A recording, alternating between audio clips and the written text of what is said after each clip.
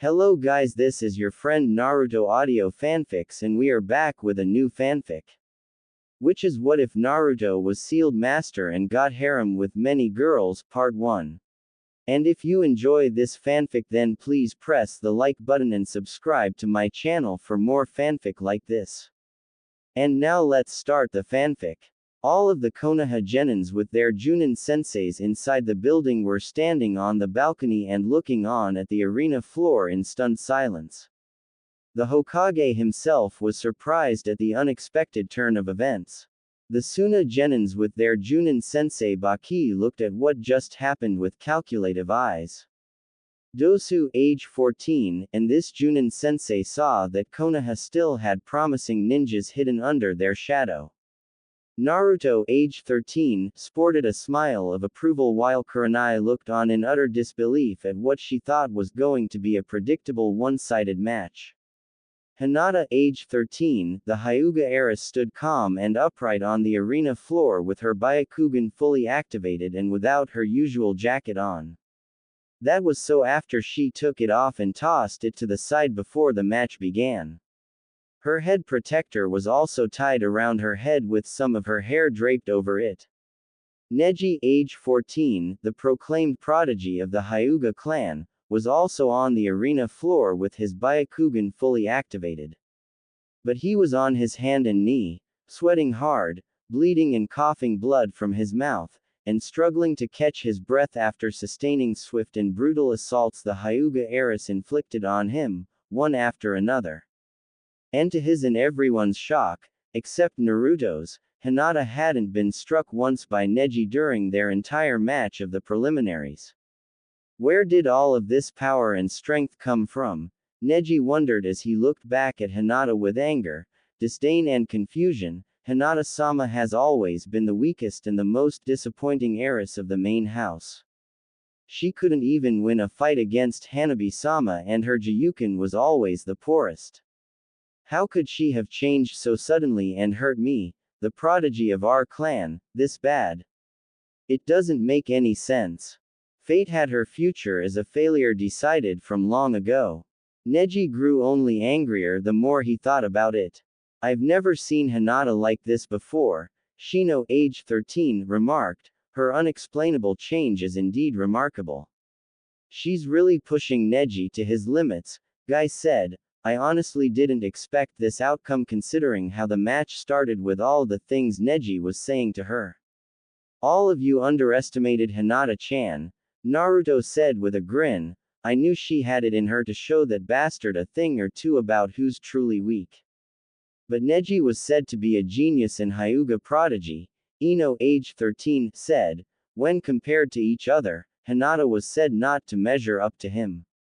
The same was said of Sasuke Tem, age 13, Naruto remarked, and yet Lee beat him in one fight. Sakura, age 13, and Ino both snarled at Naruto but they knew that he was telling the truth, as much as they didn't want to hear it. Kurenai was looking on at Hinata as thought she was trying red her. What happened to you Hinata? Kurenai wondered. Kakashi saw the look on Kurenai's face and saw that she had a look that showed that she was trying to make sense of things. I don't want to hurt you any more than I already have Nisan, Hinata said composedly, you're clearly in no condition to continue. I don't need your pity Hinata-sama. Neji spat disrespectfully as he got up and stood back up looking Hinata straight in the eyes. You may have improved but I can still fight and come out the victor as fate decreed since this match's beginning. I suffered in many ways Nisan and I know you're aware of that, Hinata said sympathetically, but I have friends and a very special person in my life who acknowledged and helped me overcome my problems. And I can see that you're suffering too and have been for all these years by allowing yourself to be enslaved to your scapegoat, the illusion of fate. How dare you? Neji yelled before he charged at Hinata with all of his remaining strength with the aim to kill her. Hinata stood there and waited for Neji to reach her with his right arm extended out aiming to strike her heart directly. Seeing an opening, Hinata, at the last second, sidestepped Neji and thrust her fingers into his back, hitting several spots on his back. This resulted in Neji falling forward past her with the same speed before crashing down on his face and chest, sliding across the floor for a few seconds before coming to a stop and his bloodline limit deactivating. Neji found that he was unable to move any part of his body, he was completely paralyzed. Gecko Hayate went over and examined Neji. It didn't take him long to make a decision. Neji can no longer continue, Hayate announced. Winner, Hyuga Hinata. Yeah. Naruto cheered and shouted, way to go Hinata-chan. You kicked. You're the best. Hinata smiled and blushed from Naruto's praise and acknowledgement. She's strong, Gaara, age 13, said with a deadpan facial expression with his arms crossed over his chest. I wouldn't have expected such a feat from one who looked so fragile. Hearing Gaara compliment and acknowledge someone without contempt surprised his siblings and even Baki. I have to agree, Baki said, she was well trained and disciplined in her arts. Her battle was flawless. Looks like Konoha has at least one capable genin kunoichi in their ranks, Tamari, age 16, said smugly, her skills were that of a true ninja. I have to say she gave a good fight, Konkuro, age 15, added. With the Konoha nins. This can't be the same Hinata we went to the academy with, Sakura said in disbelief. I mean, that speed, her strength, her agility. It was uncanny, Ino added. Yes, Lee cheered enthusiastically, Hinata's flames have reached peaks I myself will train hard to reach. She's radiating with the brightness of her youthfulness. Troublesome, Shikamaru said, she's really becoming more and more like Naruto. Well, I told Naruto earlier that Hinata is very much like him, Lee added, and her youthful display against Neji only served to prove my point. I wonder what kind of training regimen Kurenai-sensei put her though, Ino said, it must have been harsh if it got Hinata to come this far. Hinata's moves, timing and judgment in tactics against Neji were incredible, Asuma commented, she's truly improved a great deal from how she used to be from what I've heard. Hinata surprised us indeed, Shino said, I had no idea she was capable of such feats at her current level. Nor did I, Kurenai admitted, catching everyone's attention, even Kakashi's and the Hokage's. What do you mean? Kakashi asked. Wasn't Hinata's display against Neji the results of the training you gave her? I trained her, Kurenai said, that I did. But during those times she looked like she was having much difficulty reaching her goals of improvement despite her best effort. But what I saw just moments ago went beyond any kind of training I put her through and everything I thought I knew about her. I always thought I knew everything there was to Hinata. How could I have missed this? It was no secret that Kurenai was always like a mother figure to Hinata. The thing that bothered Kurenai was that the match clearly showed her that she didn't know Hinata as well as she thought. And that could be said of many others who were inside the building. Things just keep getting interesting, Hiruzen thought to himself.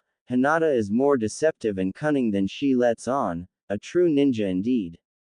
Hinata, with her Byakugan deactivated, went over to Neji who was being placed on a carrying cot. As he was being raised up to be taken away, Hinata stood next to him and said, your paralysis isn't permanent. It'll wear off after you've been given healing and medical attention. Neji felt totally numb as he couldn't use a muscle in his body to raise even a finger. This can't be, Neji said, fate had this fight decided. It had your future as an unchanging failure decided. We're responsible for our own futures and the decisions we make in life. Nissan, Hinata said, it's time you start understanding that and start taking charge of your own future and free yourself of the hold the idea of fate has on you. Saying nothing more, Hinata stood there as Neji was taken away. Hinata, however, was caught by surprise when a pair of arms wrapped around her from behind in a tight hug. You did it, Hinata-chan, Naruto cheered, I knew you could win. No doubt about that, Datbeo. Thank you, Naruto-kun, Hinata said with her blush growing darker from the close contact with Naruto. In life, people often believe they know something if not everything about a person. But in the world of ninjas, that isn't always the case. And oftentimes, one act can change what people think they know about others. 4 years earlier, Jiraiya was walking through the remains of the once famed Uzu no Kuni. The country was once governed by the now nearly deceased Uzumaki clan. It was the very clan that was once known and feared for bringing forth powerful seal masters like no other. The Uzumakis were also known for many things besides seals. They were also known for having massive amounts of chakra and longevity, outliving most and seeing many years. They even created seals that were powerful enough to contain Kyuubi, the strongest of the 9 bijus. In fact, many of the seals the ninjas in Konoha used were designed by the Uzumaki clan. Very few knew the history between the Senju and Uzumaki clans. They both descended from a common ancestor who in fact was the younger son of the Rakudo Sennin, and the two clans shared close ties with each other. So much so that Shadaime Hokage, Senju Hashirama, married Uzumaki Mito and thus united the two clans by marriage. Also, the Shadaime decreed and made it law that all of ninjas of Konoha were to wear the familial crest of the Uzumaki clan on their uniforms. Despite their prestige, the Uzumaki clan had many enemies from other nations that feared them and sought their destruction. Most of the Uzumaki clan members were killed, while the few that survived scattered to other parts of the world, with their locality being unknown. Uzumaki Kushina was brought to Konoha before the destruction of her clan to become the next Jinchuriki of Kyuubi, since Mito, the first Jinchuriki of Kyuubi, was reaching the end of her life. Kushina took up residence in that village and became a kunoichi of Konoha. She later found love with Namikaze Minato, the man who later became known as Yondaime Hokage. Sadly, their lives were cut short due to an unforeseen occurrence involving Madara's attack on Konoha. The villagers were told by Sarutobi Hiruzen, the Sandaime, that Yondaime defeated the Kyuubi by imprisoning and sealing it into a newly born child named Uzumaki Naruto. The child Sandaime knew was the son of Minato and Kushina. Over the years, the villagers made Naruto's life bitter and lonesome.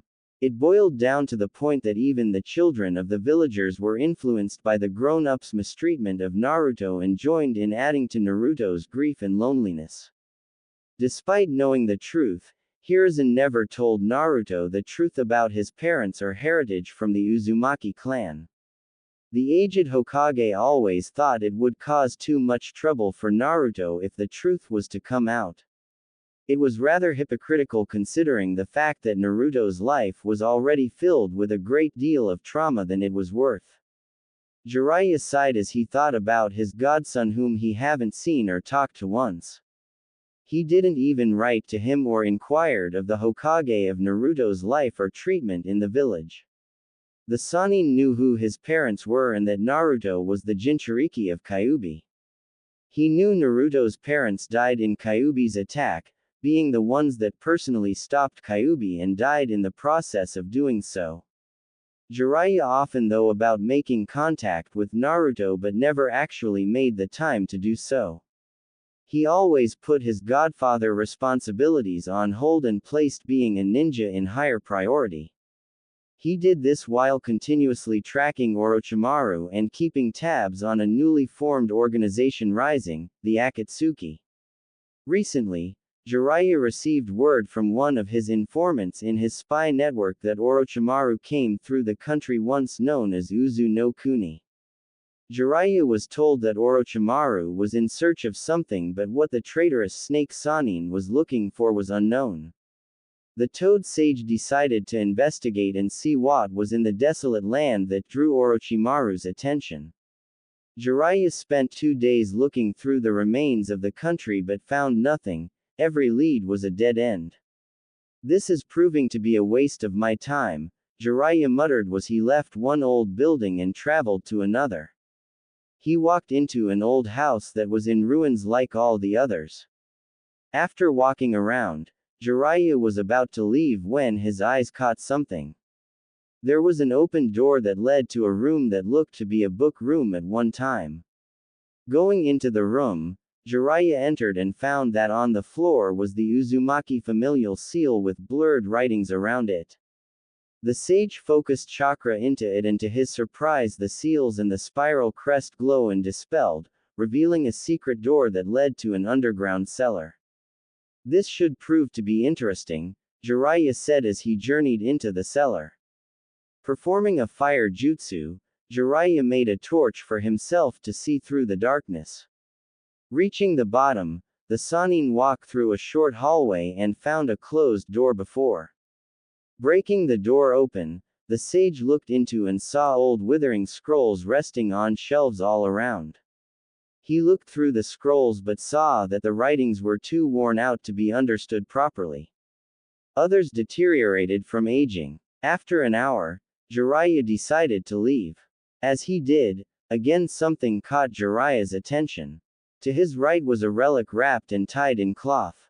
Going over it, Jiraiya picked up the covered relic and found the kanji for legacy written on it.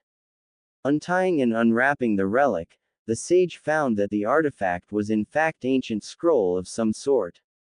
"I wonder what's in this," Jiraiya said out loud. He wondered this as he untied and opened the scroll, only to find that he couldn't read the writings in it. The seals written in the scroll were far more advanced and complex in nature. They were unlike any seal Jiraiya had ever seen.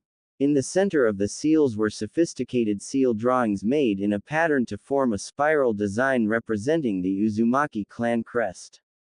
Truly the work of a true seal master, Jiraiya said as he studied the writings. No doubt it was an Uzumaki clan leader from long ago who designed and made this seal.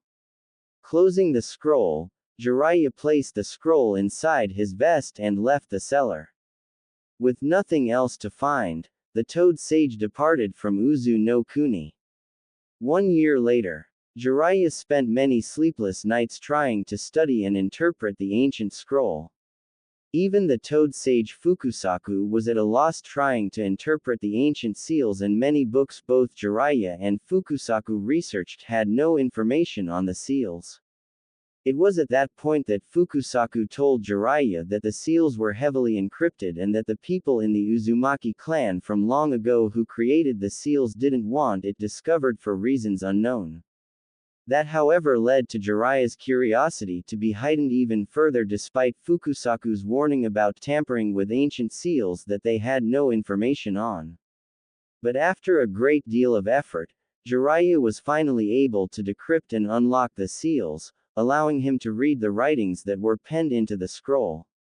From what Jiraiya learned from his heavy research into the seals, he found that the seal drawings went as far back to 70 to 90 years after the death of the Rakudo Sennin. Thus the Uzumaki seal masters of that time were close in descent to the second son of the Rakudo Sennin. The sage spent a number of nights reading the scroll and the intricate hand signs that went with the seals. It took Jiraiya 5 months to understand the seals and the hand signs, but he finally caught on to the sequence. Wanting to know what the seal could do, Jiraiya decided to test it out. In an isolated forest cut off from civilization, Jiraiya decided to test out the ancient seal jutsu that night. Setting the scroll down on the ground, Jiraiya saw that the needed amount of chakra required for the jutsu was very massive. Clearly this was no ordinary jutsu, and anyone attempting it without the required level of chakra would die from chakra exhaustion alone. Acknowledging this, Jiraiya summoned Fukusaku and his wife Shima and merged with them in order to go into sage mode. He decided to use sage chakra for the jutsu ogi. Jiraiya-chan, Fukusaku cautioned, I'm still wary about the use of this seal. The very fact that you even summoned us in order to use sage mode for this Fuin jutsu is alarming enough. Without a doubt, Shima added, this ancient seal is an S-class jutsu ugi. Whoever this Uzumaki seal master was that created this seal must have had sage level if not Biju level chakra. Then again, the Uzumakis were renowned for their massive amount of chakra. There must have been a reason why this jutsu was created, Jiraiya replied. What I want is to discover what it can do. We're just saying to be careful, Fukusaku said. We don't want anything bad happening to you before you find and prepare the child of prophecy. I know, Jiraiya replied, but still, I wish to know what this Fuin Jutsu can do. At that, Jiraiya closed his eyes to focus and summon the required amount of sage chakra into his body. After several moments, he reached the level he needed. Opening his eyes, Jiraiya raced through the intricate pattern of hand signs that went with the jutsu he was seeking to execute. When he was done, he clasped his hands together. Fuin Jutsu. Izo Sozo Fujin, Jiraiya said, summoning the activation of the sealing jutsu. No sooner than he did that when he saw that he couldn't move his body. Fukusaku and Shima sensed their movements were also restricted. I can't, Shima said with a strain, move. I can't either, Fukusaku said, what's happening to us? I don't know, Jiraiya admitted. Jiraiya was cut off when a sharp pain tore through him. He strained a scream that wanted to escape from his mouth. Jiraiya-chan, Fukusaku and Shima cried out to Jiraiya despite their own situation. Suddenly, seal drawings started appearing around Jiraiya's hands and traveling up to his forehead. Reaching his forehead, the seals then started writing more seal drawings down and all around the toad sage's body and to the bottom of his feet. When that was done, the seals glowed before being absorbed into Jiraiya's body. Seconds later, Jiraiya screamed out loudly in agony as though he was being torn apart from the inside. All of his sage chakra and regular chakra were being drained from out of his body. Fukusaku and Shima did everything they could think of the breakout of the paralyzed condition but to no avail. The two sages could only watch helplessly as Jiraiya yelled out his pain. Moments later the glowing seals appeared around his whole body again before floating and removing themselves off Jiraiya's body and fusing into the written seals that were on the open scroll on the ground in front of Jiraiya. As for Jiraiya himself, he was panting heavily with trying to gasp for breath in spite of the fact that he was losing strength and consciousness fast. After fusing with the seals in the scroll started glowing before floating off the scroll and forming into a bright glowing white orb radiating a mighty blue flame aura completely filled with sage chakra. The orb itself had moving seal writings and drawings all around it, and at the center inside the orb was the glowing Uzumaki spiral crest, which was spinning like a vortex. In the center of the spinning vortex was the shining golden kanji for legacy. The orb seal flashed brightly and shot off into the starlit night skies, flying off towards an unknown destination like a shooting star.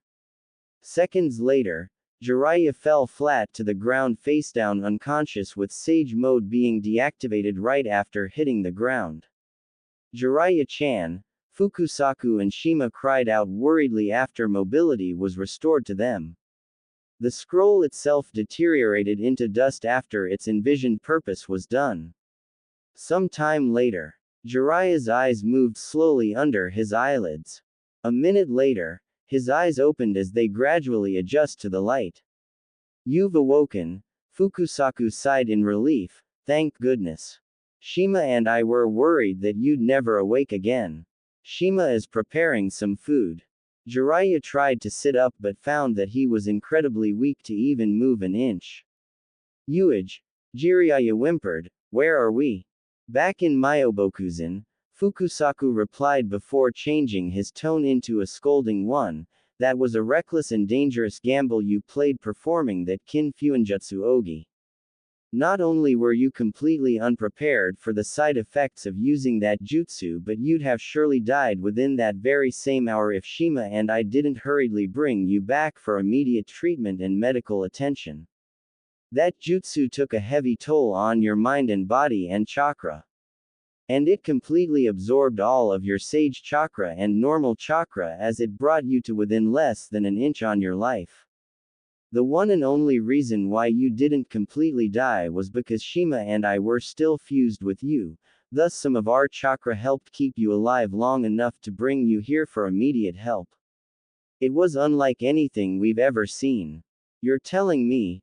Jiraiya replied weakly. How long was I unconscious? 3 months, Fukusaku said. Jiraiya turned to his mentor with a surprised look. Say what? Jiraiya remarked. You fell into a coma, Fukusaku said, a deep one right after we restored your body. We tried everything we could think of to wake you but nothing worked. You responded to nothing we did and your vitals were on critical for days before we were able to stabilize them. We had no idea whether or not the condition was permanent. Left alone you'd have died long ago. The pain in Jiraiya had soon gone away. Where's the scroll? Jiraiya asked. Destroyed, Fukusaku said simply. You destroyed the scroll? Jiraiya asked. I guess it was too dangerous to be tested again, huh? No, Shima answered as she entered the room with some food for herself and Fukusaku. The scroll self-destructed right after you used that jutsu. Evidently those seals were only for a one-time use, taking the user's life after its completion.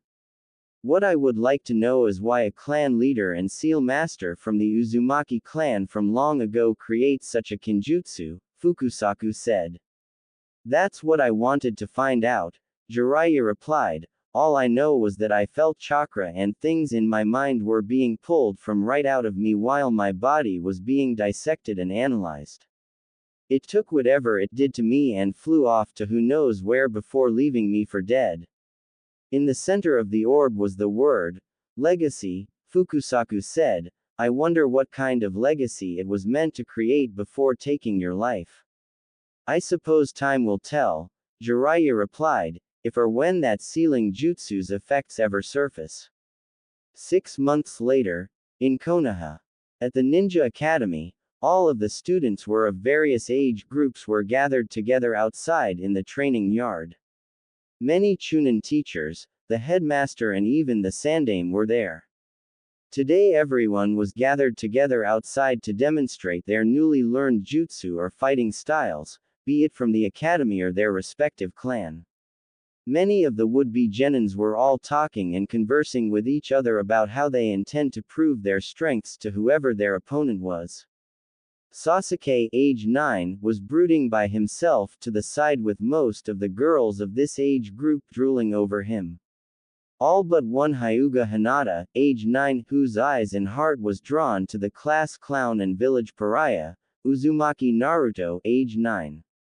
Speaking of Naruto, he was off to the side hiding behind a tree reading a book of some sort, one of a series of books he had to keep from being found. Hinata couldn't help but notice that a blush would frequently appear on Naruto's face with a couple of giggles escaping his mouth when he read those books. I wonder what he could be reading in those books, Hinata wondered, but never grew the courage to ask him personally. It must be an interesting book. Hinata wasn't the only eyeing Naruto. At another spot, Sarutobi Hiruzen, the sandaime, was looking over at Naruto, who distanced himself away from the rest of the class. Not for the same reasons as Sasuke, but because he was up to one of his mischievous antics. It was no secret to Hiruzen what Naruto was reading, even though he wondered what triggered Naruto's complete change in character 9 months ago. Attention everyone, Iruka said, grabbing everyone's attention. Please assemble with your class as we're about to commence today's event, the Academy Field Day. Despite being engrossed in his book, Naruto closed and put his book away before making his way back to his class. As he did so, Sakura, age 9, and Ino, age 9, along with some of the other girls, were competing over who was going to stand next to Sasuke, much to the other boys' and teachers' annoyance. All of you please knock it off and give the headmaster and Hokage a professional impression of yourselves, Iruka, age 23, berated. You all are future ninjas of this village, so please play the part professionally. That got them to quiet down and pay attention up front. You certainly have a way with words, Uruka, Hiruzen remarked with a chuckle. Uruka scratched the back of his head with a small grin. Nah, Uruka replied, I'm just trying to help them become the best ninjas our village can produce. Such modesty, the headmaster commented as he made his way over to Uruka and Hiruzen. The headmaster himself was ABA class Junin ninja. I'm honored that you chose to be present for today's event despite your very busy schedule, Sandame-sama, the headmaster said. Well, Hiruzen said, even I need a break from all of my work. Besides, I personally wanted to see the progress everyone has made so far while attending the academy. I made lots and lots of progress, Jisen, Naruto yelled enthusiastically, just you wait.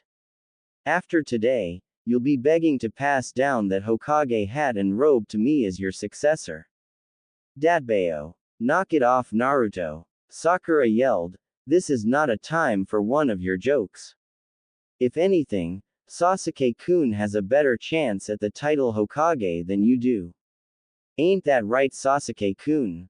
Sasuke grunted with his hands in his pants pocket. Well, Naruto, Hiruzen smiled, I'm sure with Uruka's help you've made some improvements. So please do your best. And that goes for all of you here. All of the students nodded their heads. The headmaster stepped forward to address the students. The purpose of the Academy Field Day is to gauge the progress not only you as future ninjas have made but also to assess where your strongest and weakest points are and how we can work on strengthening where your weaknesses are. Those with weaknesses aren't fit to be ninjas, Sasuke remarked, they'll just get in my and everyone's way. Sakura-chan, Naruto remarked, what was that comment about Sasuke making Hokage before I do? Because I doubt that Jisen would name someone as cold and arrogant as him as his successor. Don't talk about Sasuke-kun like that, another girl said before Sakura could give a retort to Naruto. Everyone stop this petty argument and stay focused on the purpose of today's activities, the headmaster stated firmly. He waited until he had everyone's attention. Good, the headmaster said, now, we'll start with taijutsu. Each of you will be given a spar partner and both you and your sparring partner will demonstrate your taijutsu skills. No weapons, ninjutsu or genjutsu will be allowed during your taijutsu match. Seriously injuring anyone is not permitted. Disobedience to these rules will result in immediate disciplinary actions. After your taijutsu match you'll be tested in the use of weapons.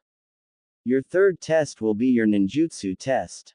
Is there any questions? Are all this troublesome fights between classmates really necessary? Shikamaru asked boredly. At least show some enthusiasm in performing in front of your Hokage, Shikamaru, Mizuki said.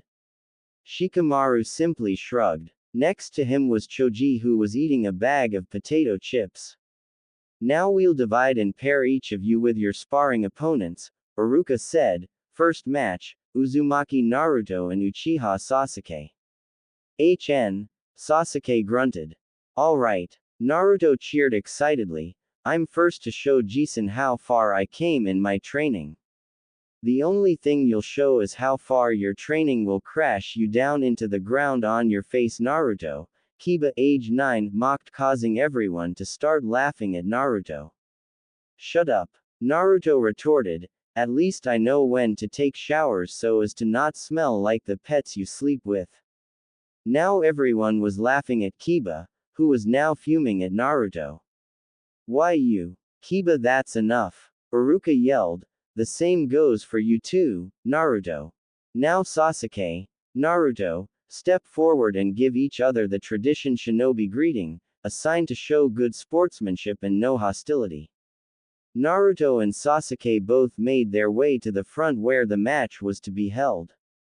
Naruto made the hand sign of friendship, but Sasuke gave no regard in doing likewise. He just looked at Naruto as someone who was inferior and beneath him. What's the matter, Sasuke? Naruto asked with annoyance, too high and mighty to follow directions. I'll only do so with someone who I consider my equal, Sasuke replied. You're not such a person, Naruto. You're right, Tem, Naruto remarked. I can never dream to equal or rival your selfish, undisciplined arrogance. Sasuke snarled at Naruto, who in turn snarled back at him. Show the dead last a thing or two, Sasuke-kun. Ino yelled. Don't take that crap from him, Sasuke-kun. Sakura yelled. Many of the other girls and even some of the boys were cheering Sasuke on to pummel Naruto. Hinata was the only one in the background cheering Naruto on, though not as audibly as everyone else who was cheering for Sasuke. Naruto turned and looked at Sasuke's fan club with disgust and irritation. Hiruzen sighed to himself, seeing such displays before him. He knew Sasuke's behavior was a problem and clearly no progress was made in changing his character. Sasuke, Naruto, Iruka said, be professional about this before your Hokage. Now prepare to spar. Sasuke said nothing as he assumed his battle stance. Naruto stood there as though he knew of no stance to take. Everyone in the crowd expected to see a quick match, with Naruto as the obvious loser. Sadly, even Hiruzen admitted to himself that Naruto wasn't at Sasuke's level in many things in regards to being a fighter. But with regards to everything else, Sasuke failed when compared to Naruto. Ready, Iruka said, begin. As expected, Naruto charged head first towards Sasuke at a fast speed. He threw a quick right punch at Sasuke, which was easily avoided, as Sasuke sidestepped Naruto to the left. Predictable, Sasuke mocked as the maneuver caused Naruto to seemingly trip forward, making him appear like he was about to fall to the ground. Things changed, however, as Naruto turned on his right foot and swiftly brought and swung his left foot up, effectively catching Sasuke's face in his range as he, Sasuke, passed him by. Sasuke was sent spinning and sailing to the ground with a facial bruise and busted lip as Naruto managed to regain his balance and keep from falling to the ground. Everyone was left stunned and utterly speechless after seeing how Naruto within mere seconds made a fool out of the now dazed and humbled Sasuke, who was struggling to get back up while nursing the injury Naruto just inflicted on him. Did that just happen? Shikamaru, age 9, asked, too shocked to believe what he and everyone else saw. That's what I'm trying to believe, Choji, age 9, remarked.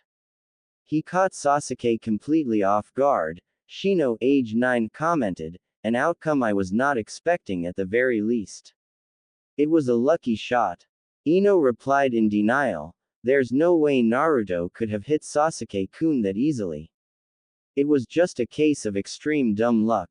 Regardless of what was being said, Hinata looked very happy and pleased that Naruto won the first match against Sasuke, though she never expected it to end so soon in Naruto's favor.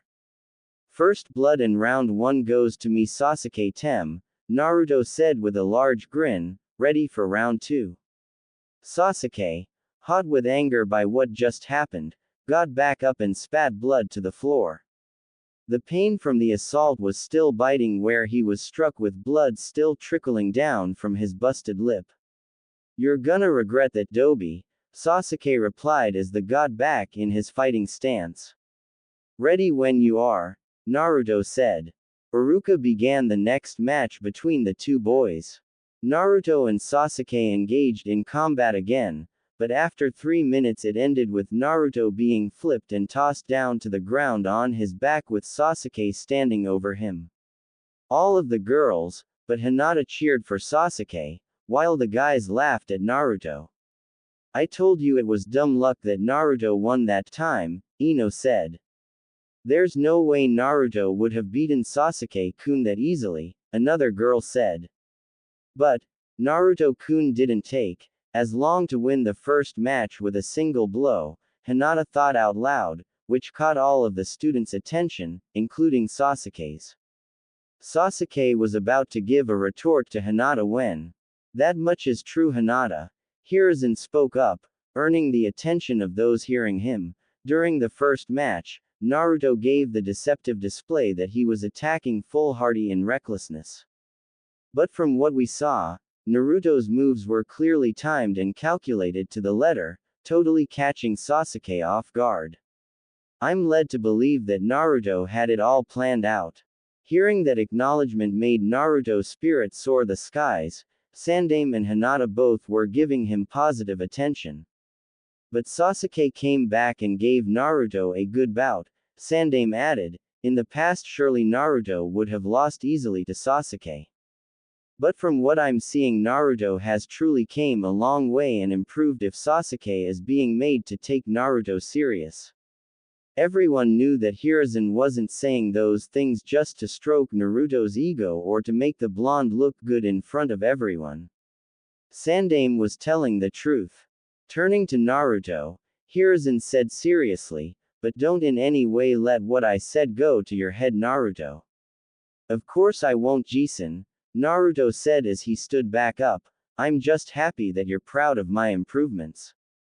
Sasuke was listening and thinking about what the Sandaime was saying about Naruto.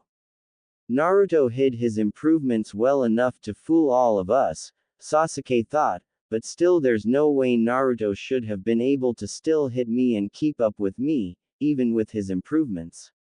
Okay everyone, the headmaster said, we'll next move on to our next two opponents.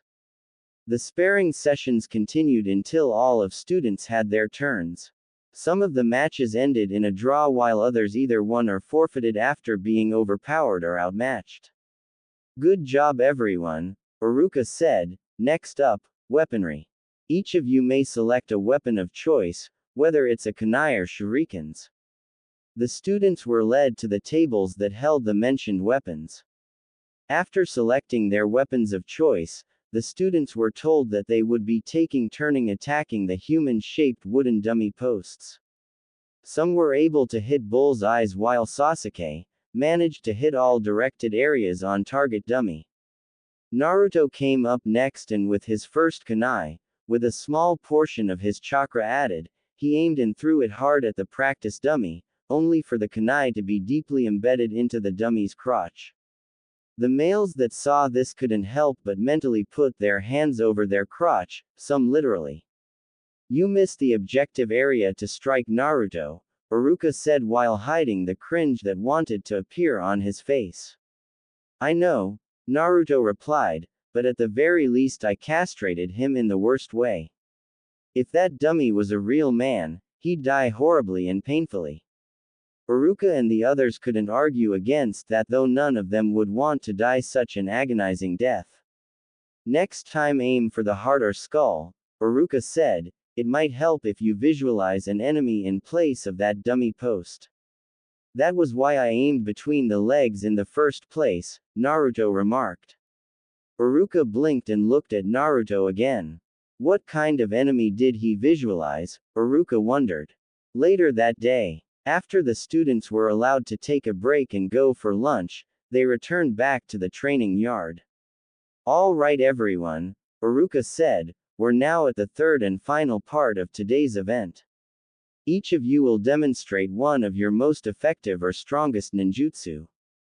They can be those learned from the academy or from your respective clans. Keep in mind that this third event is not to be used as an opportunity to show anyone off. If your ninjutsu requires a target, one of our instructors will volunteer to be used. However, no fatal jutsus are to be used on anyone, am I clear? All of the students nodded. Nara Shikamaru, Iruka called out, please step forward and demonstrate a ninjutsu. Shikamaru shrugged with a bored expression and performed a henge, changing himself into the Hokage.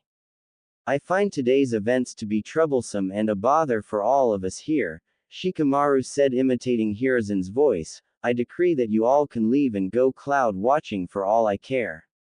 Naruto and the others started laughing and cracking up at Shikamaru's antics. Iruka was all but amused though Hiruzen took it in good humor as a chuckle escaped his mouth. All right Shikamaru, Iruka said, you did good. Shikamaru dropped the henge and walked back to Choji. Nice one, Shikamaru, Choji said. I'd have done the same, but you beat me to the punch, Naruto added. I was just expressing how I feel at this point, Shikamaru replied. Most of the students performed one of the jutsus they learned at the academy. For Sakura, she performed Bunshin no Jutsu, and Ino performed one of her clan's jutsus and took control of one of the adults' bodies for a couple of seconds before returning back to her own body. After several students went, Sasuke went and took his turn. All right, Sasuke, Iruka instructed, please perform a ninjutsu of your choosing. Sasuke simply nodded without saying a word. Going over to one of the wooden target poles, Sasuke performed a few hand signs and fired a stream of fire from his mouth straight into the wooden pole, effectively setting it on fire. All of the girls cheered while Hinata, though not among the cheering girls, admitted that it was an impressive jutsu. The other boys were also impressed while Naruto just looked bored. Very good as always, Sasuke, Iruka said, well done. That was nothing. Naruto stated, I created a powerful jutsu that will effectively take all of you out with a single blow, leaving all of you in heaps of your own blood. You're all talk, Naruto. One of the students remarked, quit wasting our time with your garbage. Don't believe me. Naruto shot back, fine. Let me go next and I'll demonstrate my new creation. Fine, Iruka said with annoyance, just get on with it. Naruto hurried and stepped forward. All of you ninjas watch closely, and including Yuji-san, Naruto said with a mischievous smile. From the smile alone, Hiruzen knew that Naruto was up something, and by something, he knew it was going to be a stunt he was going to regret allowing to take place. Hinata was curious as to what jutsu it was that was as lethal as Naruto declared that he created by himself. I bet Naruto screws up in just the attempt, Kiba joked. We all know he sucks at even creating a perfect Bushin and doing a henge the right way.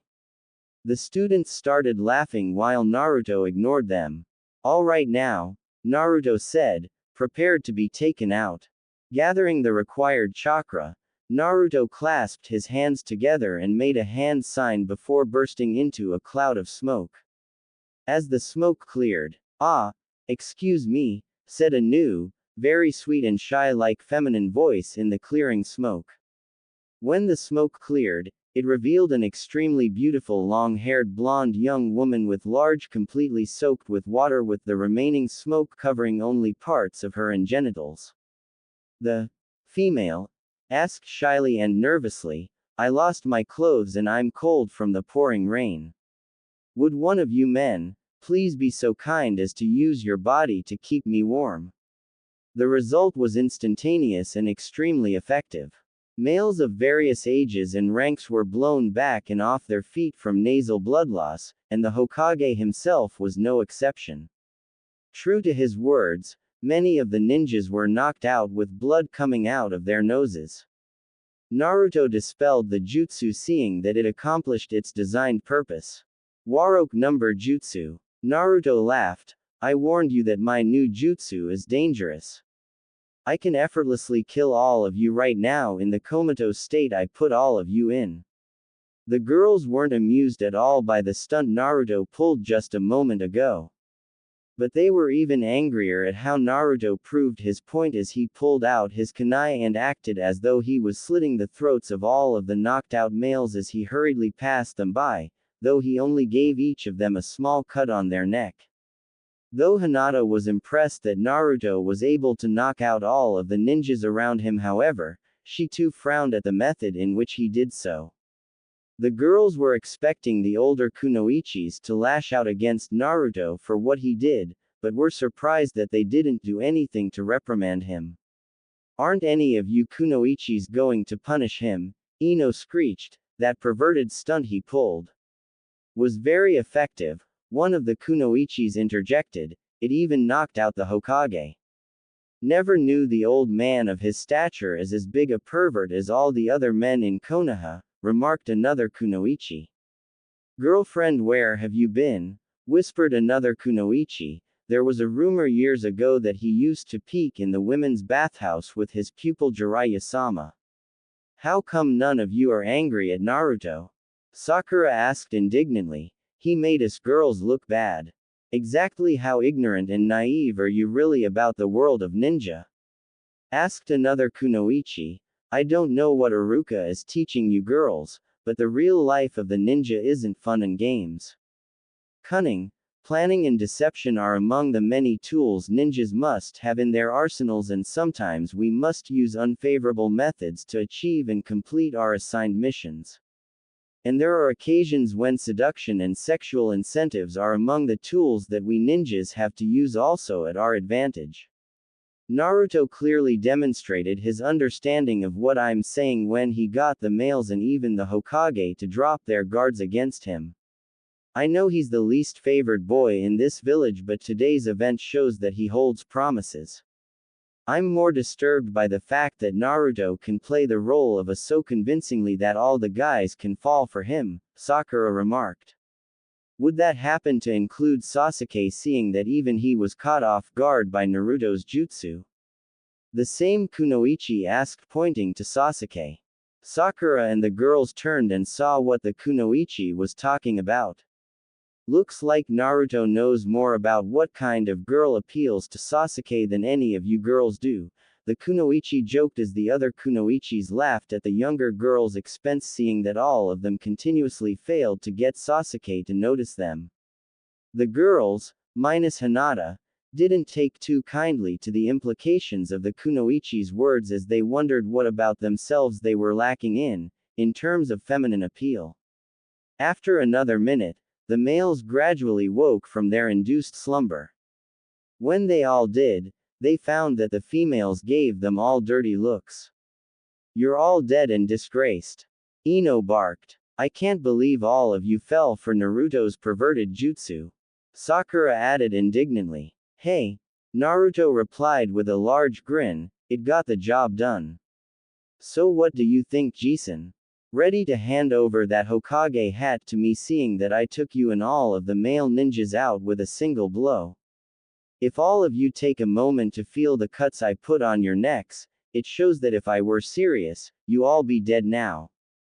Hiruzen felt his pride deeply wounded from Naruto's latest stunt and remark. He knew that he and along with all the others was going to be the laughing stock of the entire village for who knew how long. Looking for a way to save face, Hiruzen said, there's a lot more to being Hokage than just performing the strongest or the most effective jutsus to take out your enemies, Naruto. And it's not about getting your way all the time just because you possess governing power. As the Hokage, I serve the village, not the other way around. What do you mean? Naruto asked curiously. As the Hokage, Hiruzen elaborated, you must love, nurture, and protect the village and everyone living in it, young and old. And most importantly, you must be ready to lay down your life for the village at a moment's notice. But isn't that what all of us ninjas are supposed to do in the first place, Jisun? Naruto asked. Hiruzen nodded. Yes, Naruto, that much is true. But as the Hokage, I have to take on weighty responsibilities that affect the lives of everyone living in the village. The ninjas and civilians of the village rely on the Hokage not only for leadership but guidance in preserving the morale and stability of our society while developing future adults like yourselves who will be the next generation to step up in preserving and protecting Konoha and the foundation it was built on. Naruto took a moment to take in everything Hiruzen was telling him. Though the others were listening also, Naruto felt that Sandaime was talking more to him than the others. If I learned to do all that, Naruto asked, would you step down as Hokage and let me take your place as your successor? Only time will tell, Naruto, Hiruzen said with a smile, but you still have a long way to go in your maturity and development. Just you wait, Naruto grinned, I'll prove to be the best choice as the future Hokage. We'll see, Hiruzen said as he turned to everyone else. Everyone here did well today, and I'm happy to see all of the excellent progress you all have made. I hope all of you continue in your advancements and become the new leaves that will blossom and radiantly flare with the will of fire of our village. After the Hokage's concluding words, Iruka directed the students back into the building. As the Hokage was watching the youths go back into the building, he noticed how the kunoichis were whispering and snickering about how he managed to narrowly escape looking bad in front of the young female students after the stunt Naruto pulled. It'll be a while before I hear the end of this, Hiruzen sighed with dismay. Later that day, everyone was going home for the day. About their day at the academy was over. None of the girls really said anything about what Naruto did and how even Sasuke had succumbed to Naruto's trap. The guys grumbled at how Naruto made them look bad while Shikamaru really didn't care more or less. Sasuke wasn't at all pleased at how Naruto twice caught him off guard, with the second stunt being worse than the first one. How could I have slipped so badly and allowed the Dobi to make a fool out of me twice in one day in front of everyone? Sasuke wondered. He even managed to outwit and make a fool out of the Hokage and all of the other ninjas that were there today. He even showed that he had the advantage to kill all of us after he. Sasuke-kun, a feminine voice called out him. Sasuke turned to see Sakura approaching him. What do you want? Sasuke asked. Catching up to him, Sakura said, don't feel bad about what Naruto did. You still did very good out there. I don't need your concern, Sasuke said emotionlessly, I'm fine. That's good to hear, Sakura said. I'm happy to see that Naruto's childish prank for a jutsu didn't get your spirits down. I lost to Naruto twice today, Sasuke said with a hardened tone, and the second time he showed that he had the chance not only to kill me but all of the other ninjas there. I see nothing childish about that. Sakura flinched at Sasuke's angered tone. Leave me alone, Sakura, Sasuke said coldly as he walked off. I have much to think about. Sakura watched as Sasuke left without so much as giving her a glance. Hey Sakura-chan, Naruto called out as he ran over to the pink-haired girl, you busy? I was hoping that. Naruto was cut off when Sakura turned and tried punch him in the head. Naruto ducked at the last second and back away from her.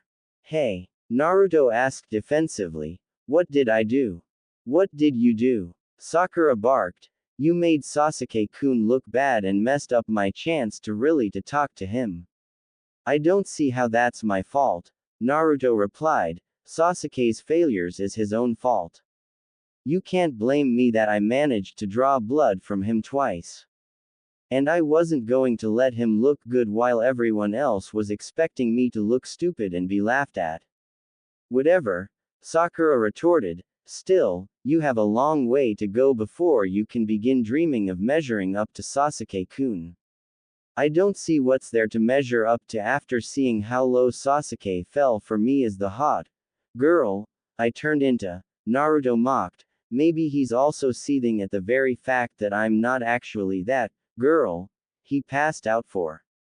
But on the plus side of things, I personally confirmed beyond a shadow of a doubt that Sasuke-tem isn't gay. To be honest, I was starting to wonder, seeing that he has never given any of you girls so much as a look. Sakura felt her feminine pride deeply wounded from Naruto's stinging comments. It wasn't long before Naruto felt bloodlust building up within Sakura. Naruto! Sakura roared as she chased after Naruto, who was now on the run from a raging Sakura. You're dead. Once outside, Naruto turned to the left and ran around the corner with Sakura in hot pursuit. Get back here, Naruto! Sakura yelled as she continued running after him and out of the academy grounds. A figure jumped down from one of the tree branches after seeing the two figures running from the academy grounds. That should keep her busy for a while, Naruto said to himself with a grin. I don't know how I learned Kage Bunshin, but that jutsu sure comes in handy. Naruto found that for the past couple of months, memories of years of training, studying, research and new understanding have been appearing and integrating into his mind. He couldn't understand why this was happening to him, but from what he was experiencing, he loved what was happening to him and how he was slowly changing, but both mentally and physically. He found that he was smarter, faster, and stronger, and for some reason he couldn't understand, he enjoyed adult-oriented readings and had desires to peek in women's bathhouses, which he had to fight off. Hell, he even had a better understanding about his body and that of females. For a while, Naruto wondered if it was some kind of unknown bloodline limit that was awakening within him. He thought about telling the Hokage about it, but in the end he decided against it and decided that the few who knew about his changes and newfound knowledge the better. Going back to the academy's training ground, Naruto returned back to the human-shaped wooden post he embedded the kunai in. After seeing that no one was around, Naruto, summoning chakra and the required strength and speed, performed a swing kick at the post, effectively breaking the post in half with splinter shards flying all over the place, with the main chunk of the post flying far from where it originally was until it hit the ground. Ah! Naruto relaxed with large smile on his face. That got the pent-up anger out of my system, now for some well-deserved ramen. Naruto hurried out of the training ground and over to Ichiraku. While on the way, he pulled out his orange book and resumed where he left off at. A blush and perverted giggle escaped his mouth while reading his book and making his way to his next destination. Unknown to Naruto was that a female figure was watching him from the shadows behind the trees the entire time and was shocked by the display of power and strength Naruto demonstrated, including when he eluded and tricked Sakura into chancing after a cage bushin he created. Naruto-kun, Hinata wondered to herself, you're stronger and smarter than you let on. Why do you hide your real self from everyone? Could I ever be as strong as you? Hinata wondered this as she watched Naruto happily make his out to his next destination. Before long, Hinata-sama, a masculine voice called to her. The Hyuga heiress turned to see Neji, age 10, approaching her. It's time to return home, Neji said with a neutral tone. Your father wouldn't want you to be late for your Juyuken lessons. Yes, Nisan, Hinata said. Truthfully, Hinata wasn't looking forward to her lessons, and her progress in her clan's Juyuken wasn't manifesting in the least, much to her father's disappointment. Hanabi-sama, age 4, shows more potential than you, Hinata-sama, Neji remarked coldly. I don't see any reason for you to even bother to attempt to change what can't be changed about yourself. Neji's words pierced Hinata deeply. Normally she'd have given way to tears, but watching Naruto had always given her the needed courage and strength to keep trying as hard as he does, especially today's events. Without saying a word to Neji, she left and made her way home with him escorting her. While on her way, her mind drifted back to Naruto and everything she witnessed both with and without Naruto's notice. What she saw moments before Neji's arrival aroused an even deeper curiosity in Hinata about Naruto. She had to find out more about him that he sought to hide from everyone. A year later, ever since the academy field day, some at the academy looked at Naruto, age 10, differently, while others looked at him suspiciously. He was still the same class clown with the lowest grades and worst student with problems performing the simplest Bushin no Jutsu and Kawarimi.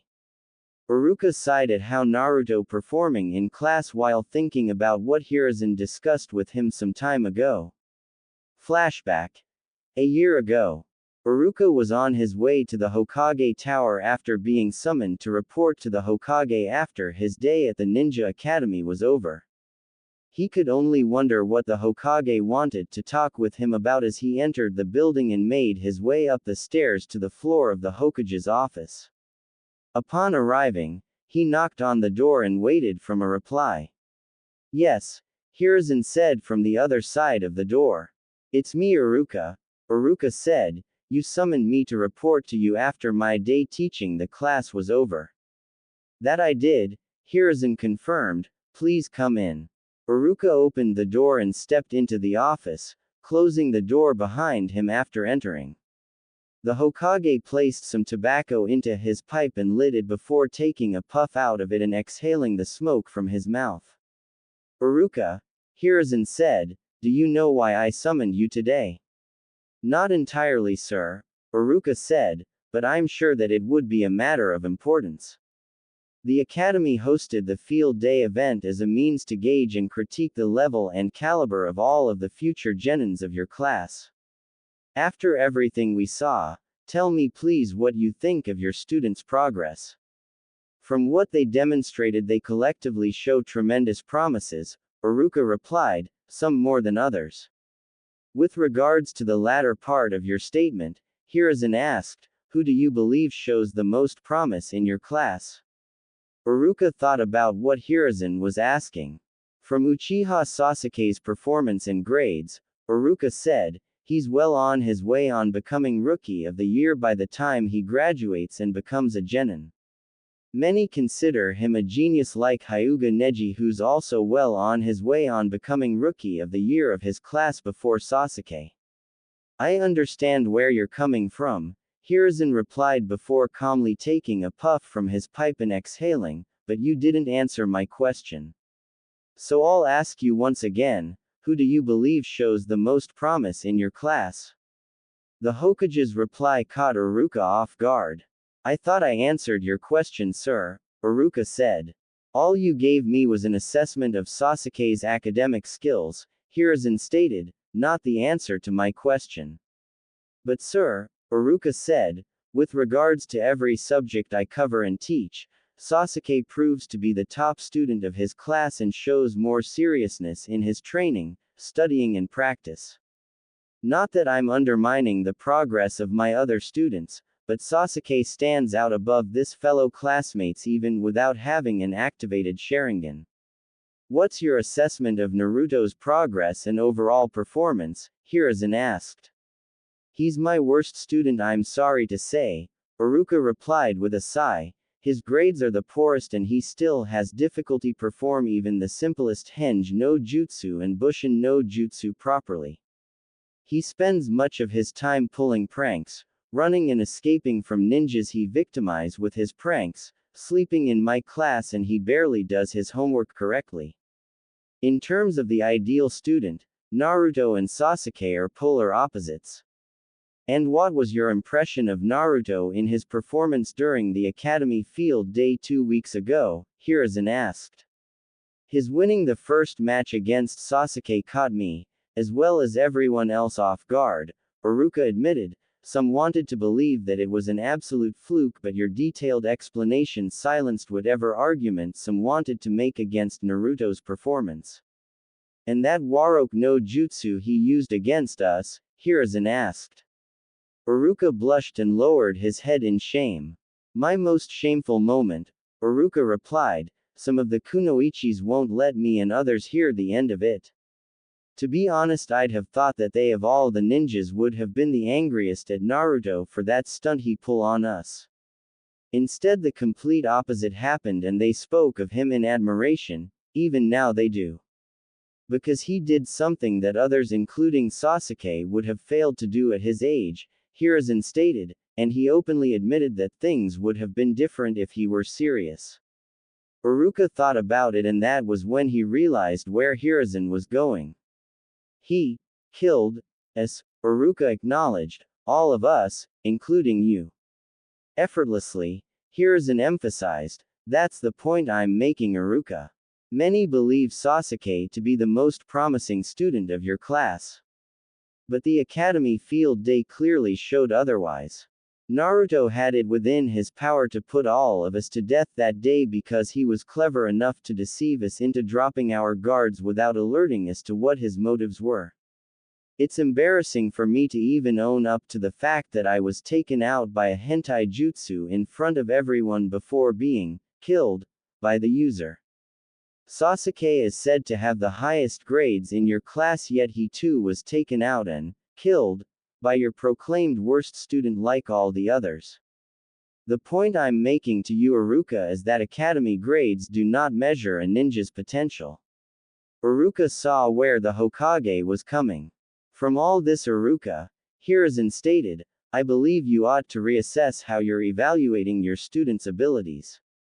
Naruto may not have book smarts like Sakura or the highest grades like Sasuke, but from what I was told by the other Kunoichis who were there during the academy field day, they find that Naruto understands some of the more deeper principles of the way of the ninja with regards to cunning, deception and using sexual incentives against the enemy.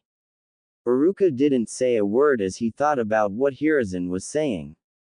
That is all, Iruka, Hiruzen said, taking a poof of his pipe. You're dismissed. End flashback. Present day. Hey! Naruto shouted, Iruka-sensei. Iruka snapped out of his trance and returned back to reality. Oh, Iruka apologized, sorry. And you yell at me for spacing out in class, Naruto mocked. Practice what you preach, Iruka-sensei. Some in the class snickered at Naruto's remark to the now embarrassed Iruka. Though annoyed, Iruka said nothing to that remark. Whatever, Iruka said, just go back to your seat. Naruto grinned and walked back up the stairs to his desk.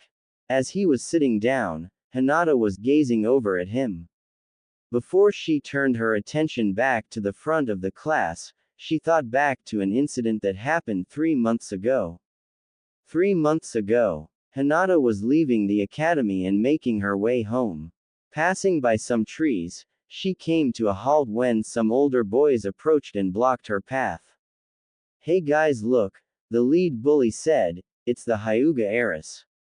I bet she thinks she's better and above all of us, the second older boy said. That's not true, Hinata stuttered, I don't. Liar. The third boy shouted as he stepped over to her. You think that just because you belong to the Hyuga clan that you should be treated like royalty while looking down on us like peasants. Well, the lead bully said, I think we ought to teach this Hyuga some manners and respect. Get on your hands and knees and apologizes for your arrogance. But Hinata stuttered in her defense. I said get on your hands and knees, the lead bully yelled hotly. Frightened by the older boy's rage, Hinata did as she was told. Now apologize, the fourth bullied ordered. I'm so sorry, Hinata managed. The lead bully went and pulled Hinata's head back by her hair.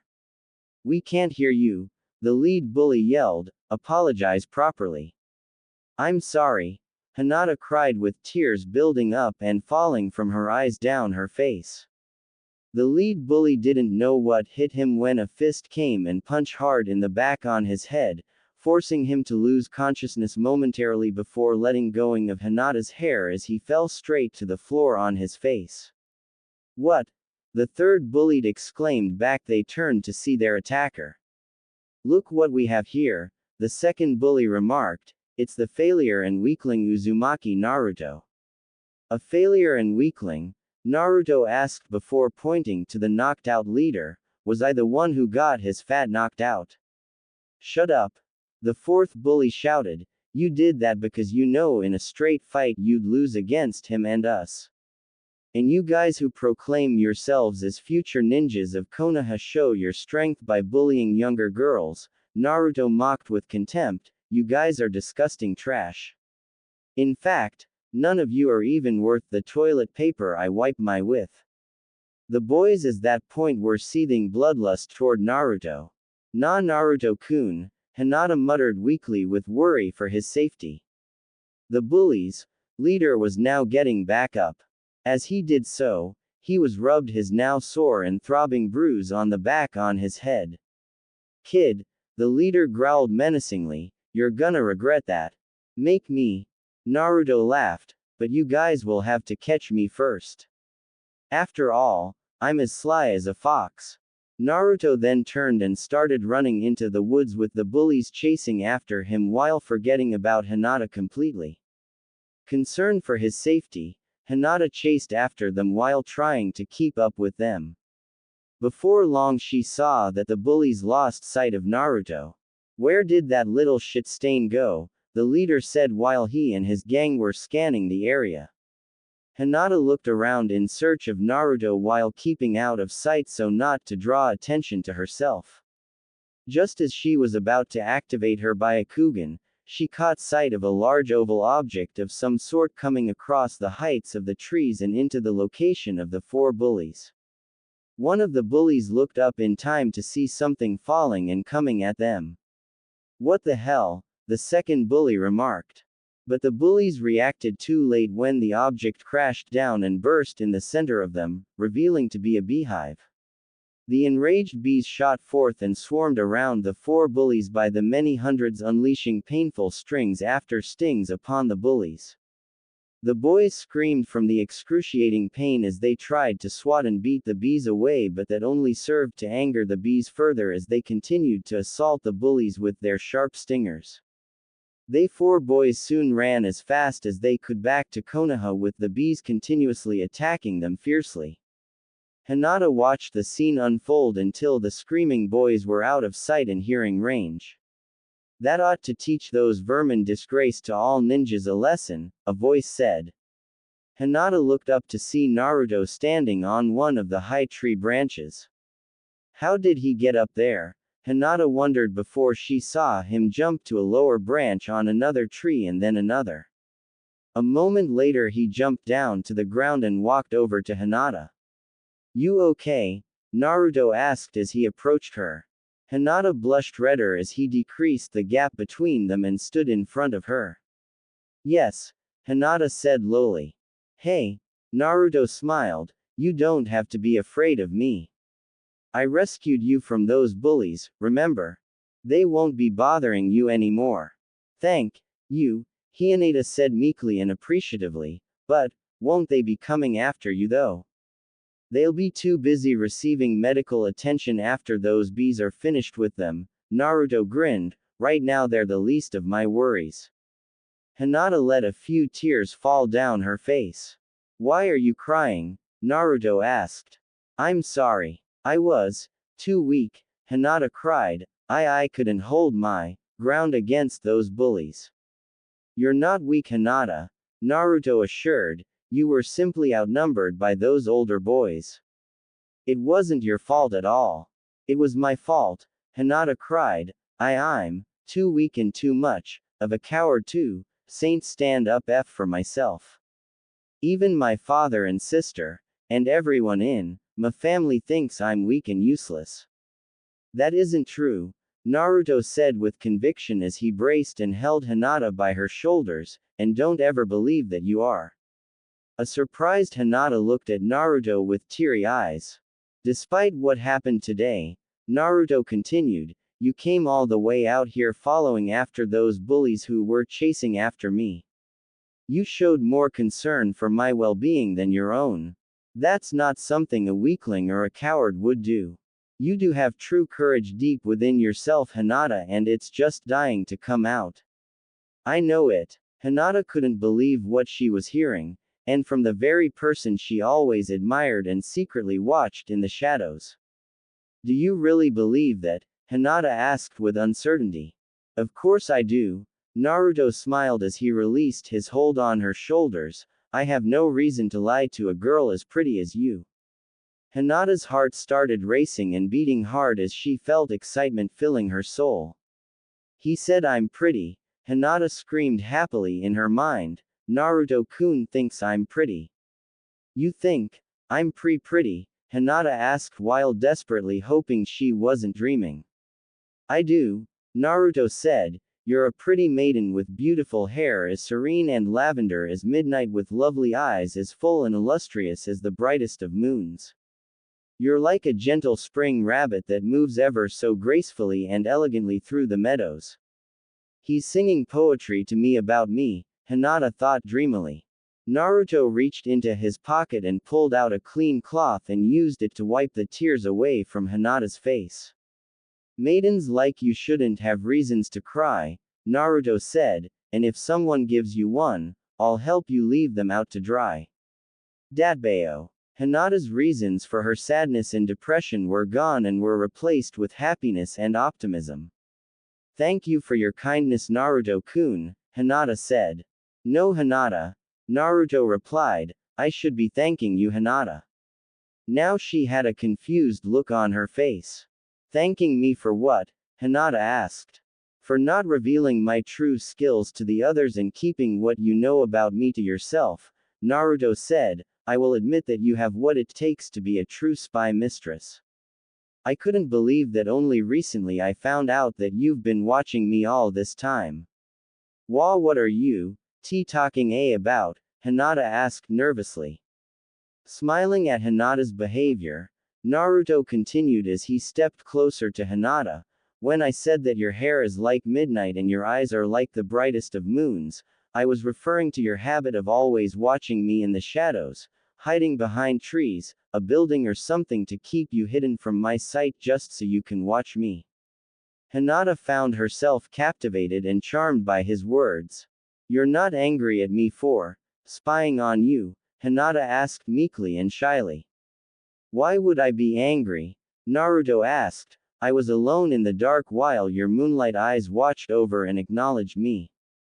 Your acknowledgement of me encouraged me to keep going in spite of what everyone says of me, and for that, I thank you. Naruto took Hinata by the hand and asked, Hinata, I don't want you hiding from me anymore. Would you like to become my friend? Hinata's heart again was racing and beating hard while seeing that Naruto was holding her by the hand. Looking into Naruto's eyes, she saw the sincerity in his question. It would mean so much having you as my friend, Hinata, Naruto said honestly. I have very few people I can call friends, and I would love very much so to call you my friend. So how about it? Would you want to become my friend? Fighting back hard the urge to faint, with a blissful smile and blush on her face, Hinata answered, I'd love to become your friend. Naruto walked with her from the forest hand in hand back to the school where Hyuga Ko was waiting and looking around for her. When Ko caught sight of them walking and talking together happily, he went over wanting to know where they went. Hinata explained that she went for a small walk with her new friend so that she could talk about things. The Hyuga heiress saw the look of somewhat disapproval on Ko's face in her choice in choosing Naruto of all people as a choice of association. Hinata-sama, Ko said, this boy isn't looked on fondly by the villagers, and knowing your father, he more than likely won't approve of your association with this boy. He's my friend, Hinata defended, my first friend in fact, and I won't let anyone take that away from me. Hinata held Naruto's hand tighter and Naruto held her hand just as tight to give her moral support. Ko saw the look in Hinata's eyes and found a strength in them he hadn't seen before. If that's how you feel, Hinata-sama, Ko said, then I'll respect your decision and not interfere. Thank you, Hinata said, never releasing her hold on Naruto's hand.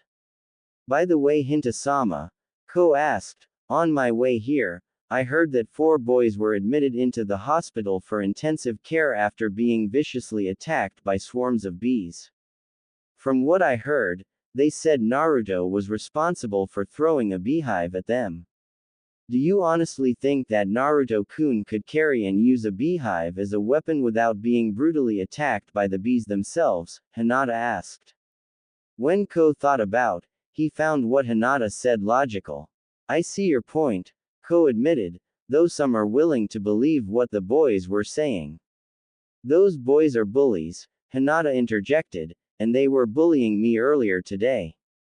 Naruto-kun defended me and got those bullies away from me. How they later got ambushed by bees, I guess they were at the wrong place at the wrong time. Naruto-kun wasn't near them when they got attacked. He was with me when the attack took place. Ko nodded in acknowledgement of Hinata's words. All right then, Ko said, I believe you, Hinata-sama.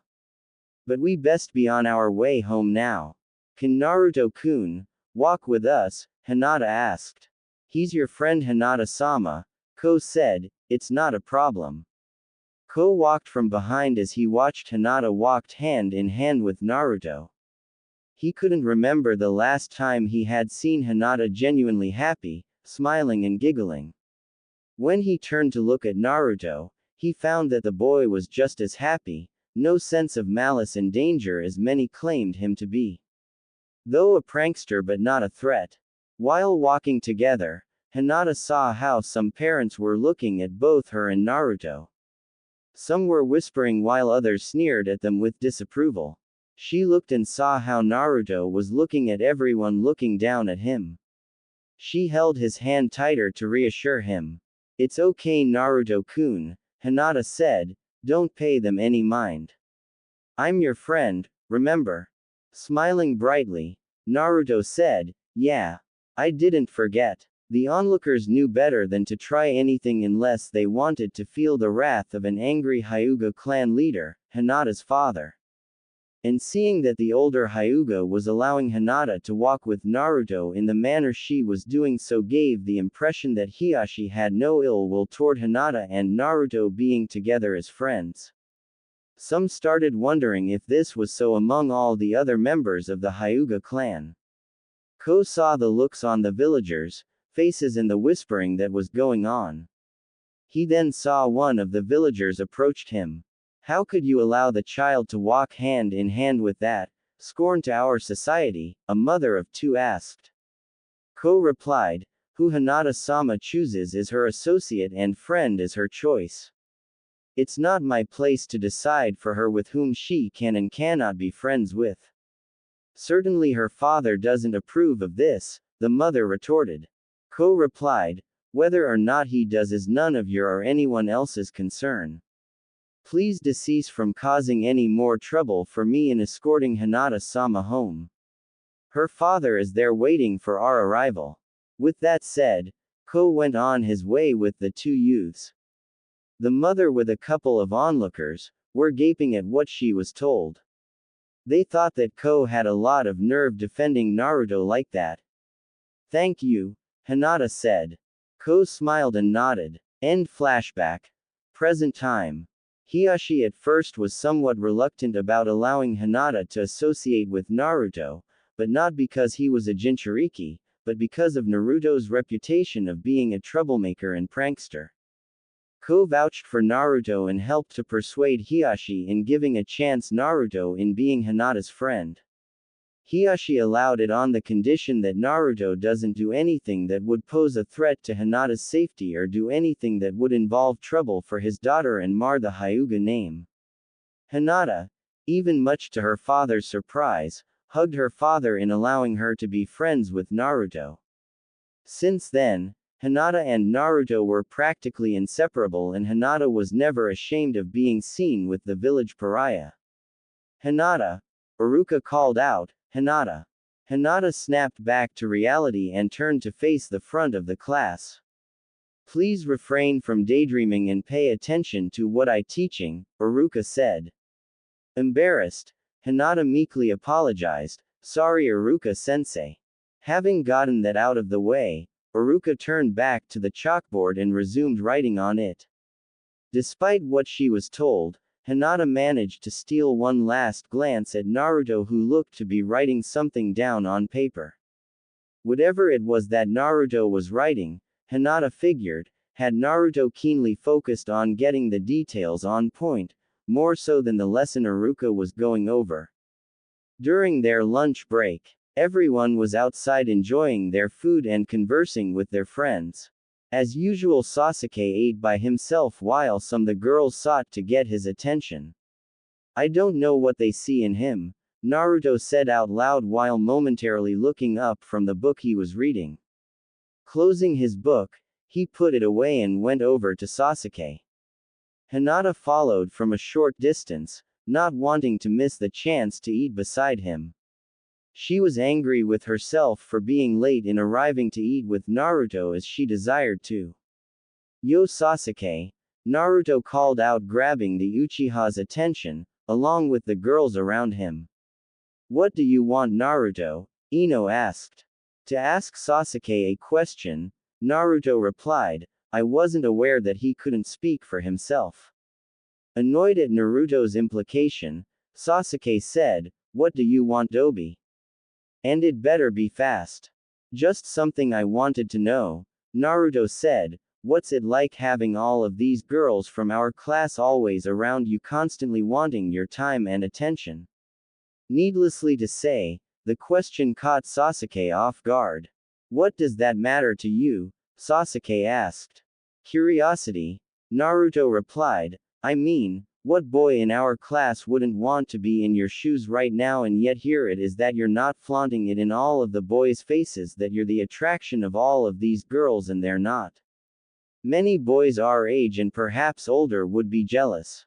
Like you, Sakura started, they don't have what Sasuke have. He's smart, handsome, cool and can do feats that you guys can't do. He has a promising future as one of Konoha's greatest ninjas. And why do you girls fail to gain any acknowledgement from your so-called prince? Naruto asked. I mean, even I see that he has no interest in any of you. Shut up. One of the girls retorted, you're just a stupid kid who wished he was on Sasuke's level. Nah, Naruto said, Sasuke can have that all by himself. My question is, what kind of girl does your Sasuke really want and why he doesn't give you girls such a look? My preference in none of your business, Dobi, Sasuke replied, I have no need to share anything about myself with you. Be that as it may, Sasuke, Naruto said, but I'm just tired of seeing these girls waste their time trying to gain your attention while not knowing what you seek in a female. So why don't you enlighten them, Naruto? Sasuke replied, you seem to know more about me than they do from what I'm hearing. That's just sad.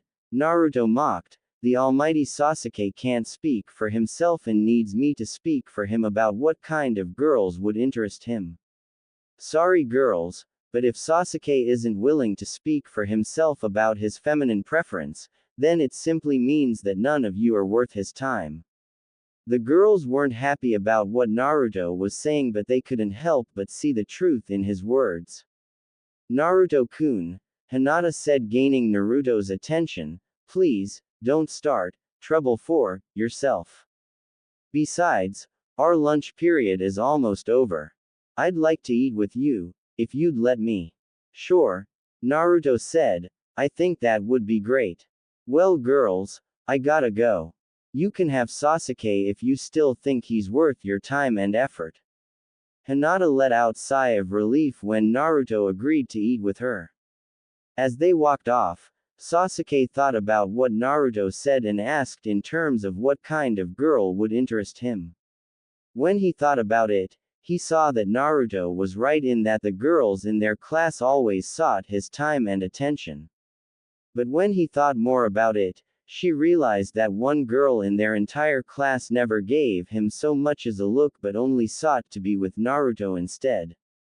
That girl, Sasuke contemplated, Hyuga Hinata.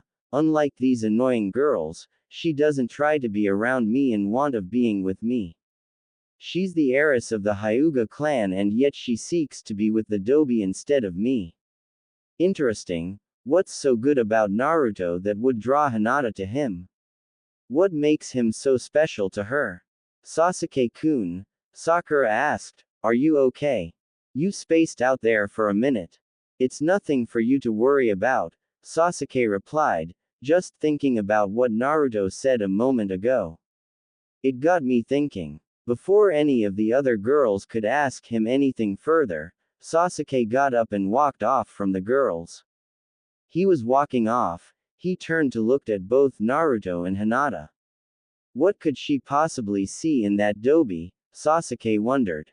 Before his thought on the subject could go any further, Itachi's depart's words to him during the night of the Uchiha massacre came back to mind.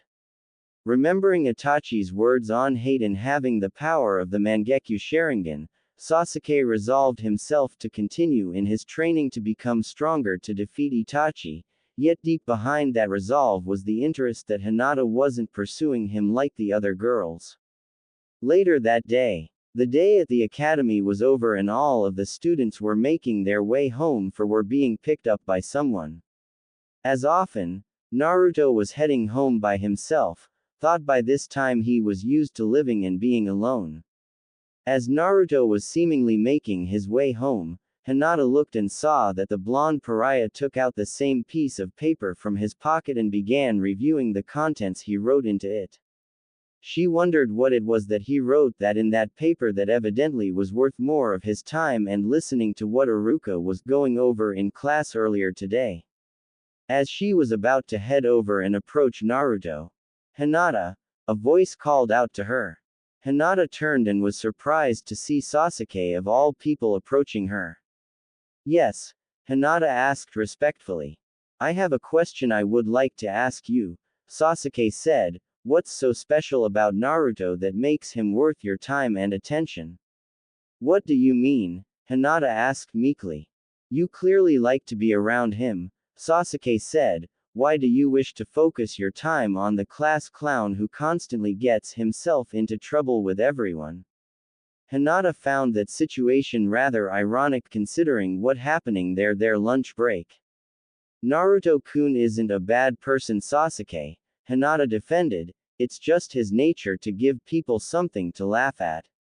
Even if it's at his own expense in terms of his reputation, Sasuke asked skeptically. He has the lowest grades in class and he hardly pays attention in class. Wouldn't you want to be with someone of a more reputable standing with his peers and grown-ups? It was no secret to Hinata that many in Konoha didn't like Naruto for reasons she couldn't understand. When she had asked the grown-ups why, the reasons she got from them did everything but give her a legitimate explanation. It was among the reasons why she would choose to ignore those who would tell her to stay away from Naruto, like how many of the peers of her age group would. Naruto-kun has potential for great things, Hinata said. He just needs a chance and for people to believe in him. And Naruto-kun believes in me too. He thinks I'm strong and have potential despite my weaknesses. And those are the things that keep me going and trying my best to always improve. I'm sure if I believe in his words, I'll see improvements in myself for sure. But it's rather hypocritical of the Dobi to say all those things to you and yet he made little improvements in himself and his abilities, Sasuke replied. Naruto-kun isn't hypocritical, Hinata defended. The fact that he keeps trying despite his difficulties makes me believe in the things he tells me. No one else shows confidence in me, not even members of my own FA family. But Naruto-kun said it himself that I'm strong and that I'm. Hinata blushed as remembering Naruto's words about her. You're a pretty girl with beautiful hair as serene and lavender as midnight, with lovely eyes as full and illustrious as the brightest of moons. Sasuke's head tilted as he looked at Hinata questionably when her face turned hot red after she stopped talking for a moment. What is she thinking about? Sasuke wondered. Hey Hinata. Hinata snapped out of it with the blush slowly dying down off her face.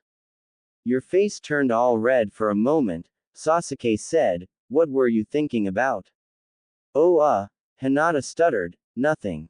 Anyway, at heart, Naruto-kun is a good person and I know he'll surpass everyone who thinks little of him.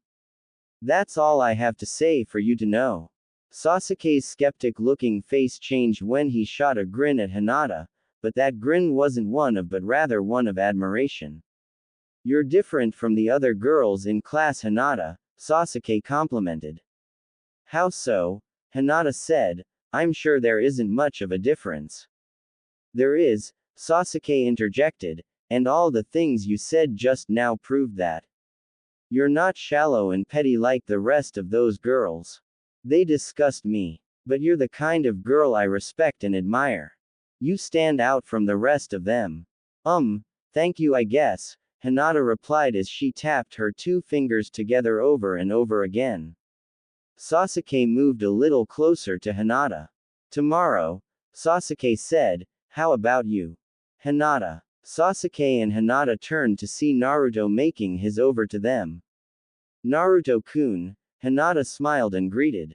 Hinata, Naruto said with a toothy smile, I just remembered that I have a buy one get another large bowl of beef ramen free coupon from Ichiraku and I wanted to know if you'll join me.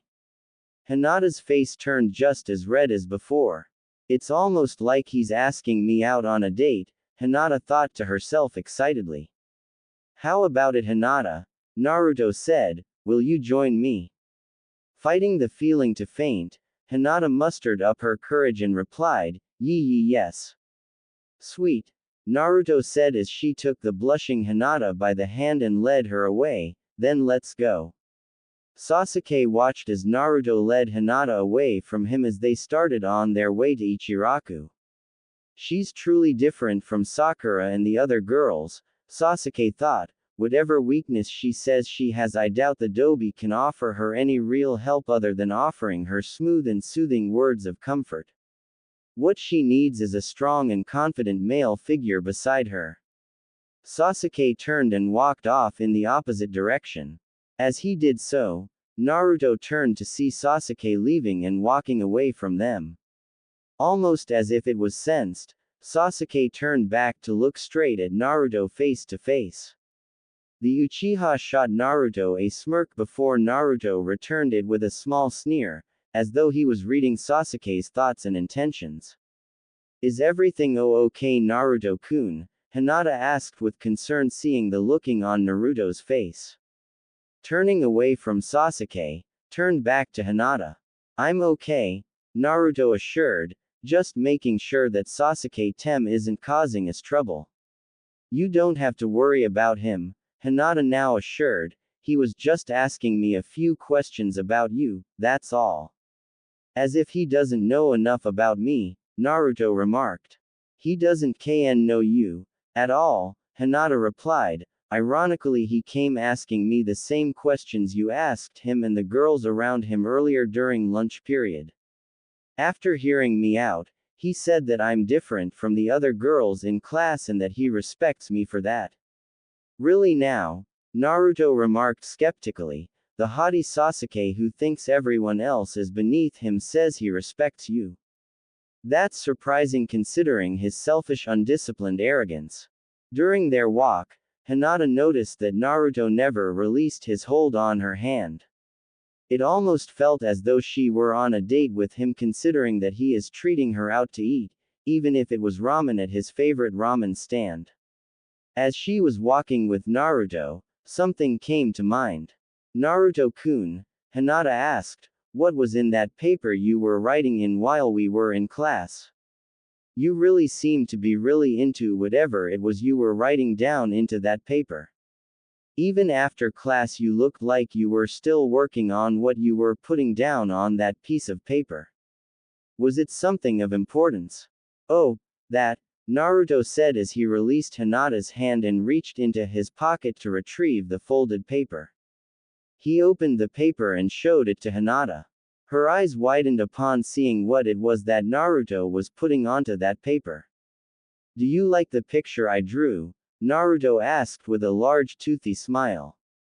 The colored drawing Hinata was looking at was a picture of her as a meadow's spring rabbit peacefully grazing on berries on a clear, beautiful sunny day, with Naruto as a sly and playful fox leaping from the bushes about to pounce on her from behind. I think it best describes us, Naruto remarked. I have to agree, Hinata giggled. Can I have this picture? It was meant to be a present for you in the first place, Hinata, Naruto said. Thank you, Hinata said as she folded the paper back and placed it into her pocket. It would be among the special items from Naruto that she would always treasure. I'm happy you like it, Naruto said. I got more out of it than Iruka-sensei's ever so boring lectures and history lessons. Naruto went and took Hinata's hand again as they continued on their way to Ichiraku. She smiled, feeling Naruto's hand in hers again. You're different from the other girls in class, Hinata. Sasuke's words came back to her mind all of a sudden. You're the kind of girl I respect. You stand out from the rest of them. Tomorrow, how about you? Sasuke was obviously going to ask her something, but whatever it was, Naruto intervened and got her away from the Uchiha. She sensed that Naruto didn't like the attention Sasuke was giving her. But Hinata was sure that Sasuke didn't have such intentions in mind, at least that was what she wanted to believe. 8 months later, Hinata was sitting on a couch in Naruto's apartment. She arrived at his front door not an hour ago after Naruto got through cleaning and making sure everything was spick and span, and putting everything away before her arrival. When she saw how dirty his place was the first time she came by, she helped him clean, sweep and mop his apartment and asked if he would keep it that way, especially when she came by. She told him that it would make her feel more comfortable being in his apartment when it was kept clean and smelling fresh. And Naruto, wanting to please his only female friend, made sure to always keep his apartment clean despite the slums his home was located. Hinata sat on the couch patiently after being invited by Naruto to come by for something he wanted to show her.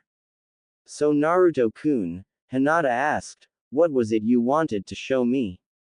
"I'll show you," Naruto said, "but not here." Before Hinata could reply, Naruto grabbed and scooted her into his arms, carrying her bridal style. "Naruto-kun," Hinata said with a heavy blush on her face. With a small whirl of wind, Naruto teleported from his apartment with Hinata and into a more isolated section of the forest. Shushin number jutsu, Naruto grinned, "I finally got the hang of this jutsu. I can execute Shushin perfectly now." "That's great Naruto-kun," Hinata congratulated. "But that's not what I wanted to show you," Naruto said as he set Hinata down on her bare feet since she left her sandals back at his apartment when she took them off at his front door. Naruto too was barefooted and standing on the cool grass and dirt. "Then what was it?" Hinata asked. Grinning, Naruto took a few steps back and removed his black t-shirt, leaving him bare-chested in only his pants. This wasn't the first time Hinata seen Naruto without his shirt on, since there were occasions Naruto sparred with Hinata secretly without wearing his shirt. Putting his hands together, Naruto formed a complex hand seal and focused chakra into his body. A few short moments later, Hinata saw intricate glowing seal writings appear all over Naruto's body from the crown on his head to the sole of his feet. At the center of his forehead, shoulders, back, the top of his hands, the center of his chest and the top of his feet each had a spiral design with small complex writings around them. "What are those seal writings all over your body, Naruto-kun?" Hinata asked with an amazed and curious expression.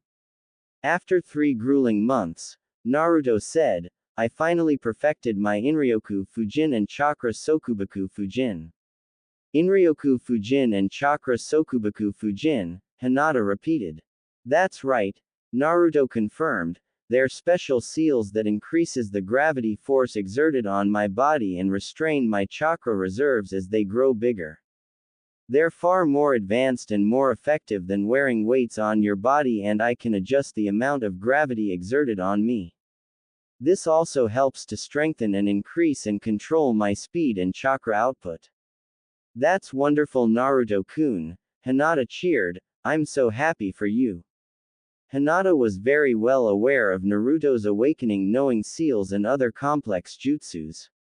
It was only a few of months ago when Naruto decided to let her in on his unexplainable changes and improvements in how he had been training himself alone to advance in whatever new information awakened inside his mind. Hinata had sworn to secrecy to never reveal what Naruto shared with her. She even went as far as to cut her palm and swear a blood oath in front of him as proof of her promise. "These seals will require a great deal of getting used to, as it restricts my movement with the added effort needed to even lift regular objects," Naruto said, "but in time, my body will adjust with each level difficulty increase." "How were you able to write those seals on your body?" Hinata asked. "Actually," Naruto explained, "these seals activate and spread all around my body from a central point, in the center of my chest, right in the area where my heart is located. But only a seal master could write and apply the Inryoku Fujin and Chakra Sokubaku Fujin to either oneself or another person." "I see," Hinata said. "So?" Naruto asked. Hinata looked at him with a confused look. "So what? How about it?" Naruto asked. "How about what?" Hinata asked. How about I give you these seals? Naruto offered, it'll be a great asset for you. You want to give me the Inryoku Fujin and Chakra Sokubaku Fujin? Hinata asked. That's right, Naruto said as they reached into his pants pocket and retrieved an ink bottle and ink brush. I don't want you slowly getting stronger and faster. With these two seals, your strength, speed and chakra control and reserves will great increase faster than it would have through regular training. Do you really believe I can handle such seals? Hinata asked. Without a doubt, Naruto smiled. I want you to have what it takes to advance underneath everyone's nose. What do you mean? Hinata asked with a confused expression. No one can be aware of your true improvements, Naruto explained. I want you to act as though you're still a weak disappointment in everyone's eyes. But why? Hinata asked with a bit of a saddened tone. It's hard enough that father thinks more highly of Hanabi than of me as someone with promising potential. Why must I hide whatever improvements I make from him and everyone else? We're training to become ninjas, right? Naruto asked. Why yes, Hinata nodded. And isn't deception one of the major arts ninjas used as one of their primary weapons? Naruto asked. It is, Hinata agreed. That's why I hide my true abilities from everyone else but you of course, Naruto explained. I play the part of the goofy, troublemaking prankster and dead last of our class. In all this, Sasuke, having the top grades in everything in our class, is viewed by everyone as the one with the most promising potential to become the strongest of all of us. He draws all the attention away from me. But isn't that what we want to aspire to, Naruto-kun? Hinata asked, to become stronger and surpass our limitations. Didn't you say that your dream is to become Hokage? It is, Naruto said, among other things. But to reveal our true power and abilities too earlier on in our development and demonstrating in front of everyone what we can truly do like how Sasuke does is dangerous. Keep in mind Hinata-chan that not everyone in Konoha is our friend. We can never know who's an ally or spy until it's too late and by then they might already gained a lot of information on us and our abilities. And through this, they can develop ways to counter us and relay this to whatever enemies we have. It almost sounds like you're using Sasuke as your personal decoy, Hinata remarked, not that I think you are. The fewer enemies we have that knows what our abilities are the better, Naruto replied, plus I don't use people, just their arrogance. If I were to follow this plan of yours, Hinata asked, when would we be allowed to show our true power and abilities? When it truly calls for it, Naruto answered, but we would have to be careful when discerning how much we want to reveal about our true selves.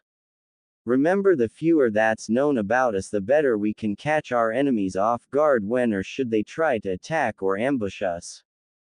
Hinata took a moment to contemplate on Naruto's words. After giving his words careful consideration, she saw that he made a lot of sense. You really are sly fox, Hinata smiled. And you're the ever-gentle spring rabbit that knows when to hide and show her sharp teeth, Naruto replied, so how about it, Hinata-chan? Are you willing to go along with my plan for us? Hinata nodded. Great, Naruto said before opening the ink bottle and putting the ink brush into the bottle. Now Hinata-chan, I need for you lift and took off your shirt and take off my shirt. Hinata stuttered with shocked and a huge blush on her face. Yo, you can't be serious. I won't lie to you, Hinata. Naruto sighed. In order to give you these two seals, I must write them between your and activate them. County, couldn't there be another way to do this? Hinata asked, feeling embarrassed that she would have to take off her shirt in front of Naruto. Unless we know of a master class seal mistress, then no, Naruto remarked, and even if we did, it would raise two questions about how I acquired these seals and why we're employing her to place them on you. But why between my? Hinata asked with the blush never leaving her face. Because that's where the source of the Inryoku Fujin and Chakra Sokubaku Fujin were designed to originate, near the heart. Your heart is what will be used to empower the two seals. So long your heart beats, the Inryoku Fujin and Chakra Sokubaku Fujin will always work and your increase of chakra will add to its strength, but you can control how much chakra you want to put into the seals or take out. That was where I placed the two seals on my own body. But I won't force this on you if you feel too embarrassed to go through with this. It's ultimately up to you. Hinata thought about what Naruto was saying. It wasn't like he was telling her to take off all of her clothes and stand in front of him. It's okay if you don't feel comfortable about what placing the seal on you entails, Naruto assured. In fact, we can forget about. And no, Hinata interjected, I'll do it. Do you really want to? Naruto asked sincerely. Like I said, you don't have to do this if you don't want to. Gulping, Hinata nervously reached for the bottom of her shirt and slowly pulled it up off her, leaving her barefooted in her pants. Hinata looked to see Naruto gawking at her and holding his bleeding nose with a napkin while fighting the perverted smile and giggles that were begging to come out. Naruto-kun is staring at me with those eyes of his, Hinata thought, though part of her felt some measures of feminine satisfaction and excitement that she was developing into someone desirous. Hinata-chan's father would seek my immediate execution if he were to see or learn of this, Naruto thought, though seeing Hinata-chan like this will fuel my wet dreams and fantasies for weeks.